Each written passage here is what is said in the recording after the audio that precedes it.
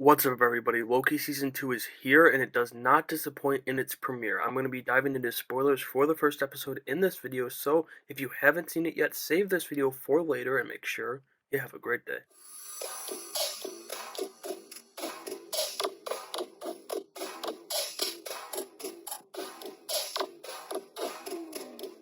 It picks up basically exactly where he left off as Loki is running from Mobius and the Hunters after returning to the TVA that doesn't remember him after the finale of Season 1. He jumps out of a window to escape them full on Obi-Wan style, and then almost crashes into Casey, who's also from Season 1, when his flying car breaks through a window.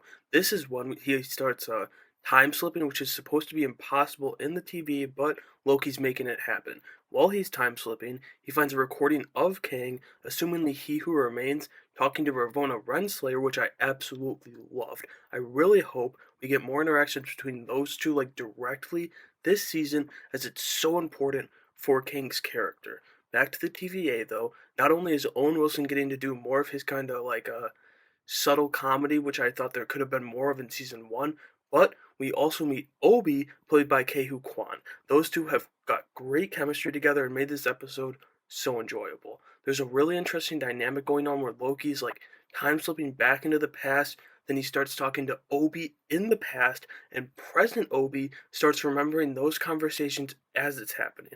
I absolutely love this concept, and specifically though, its execution, because it's definitely something that could have been like a goofy throwaway thing, but it's not, and it ended up working really well. At some point, though, Loki starts time slipping into the future too, as he sees the TVA is starting to fall apart and he's got to make his way back before that's permanent. While all that's going on, the TVA in the present, led by Kate Dickie's character, are going to go after Sylvie with everything they've got because really kind of she and kind of her troops, I guess you'd call them, are blaming Sylvie for everything that's happening. Loki makes it back in the nick of time and the episode ends as they seemingly save the TVA for now. Well, this was a really good way to propel us into the second season. It was two performances that made this episode so special for me personally.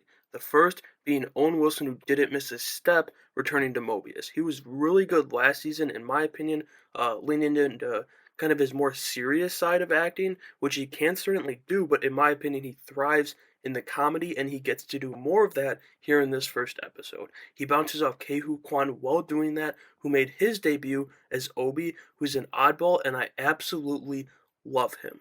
The energy Kehu brought to this episode was just great, and it felt like he'd been with both Owen Wilson and Tom Hiddleston the whole first season with how well they gelled together, really assuming this is some of the first stuff they shot together. And in mentioning Tom Hiddleston, obviously he was great too, but that's just how he is at this point with Loki. It goes without saying at this point in his run as the God of Mischief. Finally, let's talk about the end of the episode as well as that mid-credit scene. So as Loki is time slipping in the future, he hears a phone ringing, and then when he gets there, he finds Sylvie in an elevator. We don't see or hear their conversation directly, but when he gets back to Mobius, we get an idea of what that was, which pretty much she told him to find her in the present, I'm assuming, which must mean she got lost after she killed He Who Remains at the end of season 1. And in the mid-credit scene, we see exactly where she is, that being Brockton, Oklahoma in the year 1982, but specifically in a branch timeline, which I do think is something of importance we'll find out next week. And then she finds her way into a McDonald's, which we know she'll end up working at one sometime during this season, and decides she wants to try everything on the menu, or just everything on the planet maybe. It could be either or, I'm not really sure. And then that's going to do it for my breakdown and review of the first episode in Loki's second season. As I said, I thought it was a strong start, but as always, I want to know what you guys thought about it, so let me know your rating and thoughts down in the comments below. If you enjoyed this breakdown, you can subscribe to the channel today so you don't miss out on future breakdowns for Loki or Gen V, which my episode 4 breakdown will be up soon, and make sure you have a great day.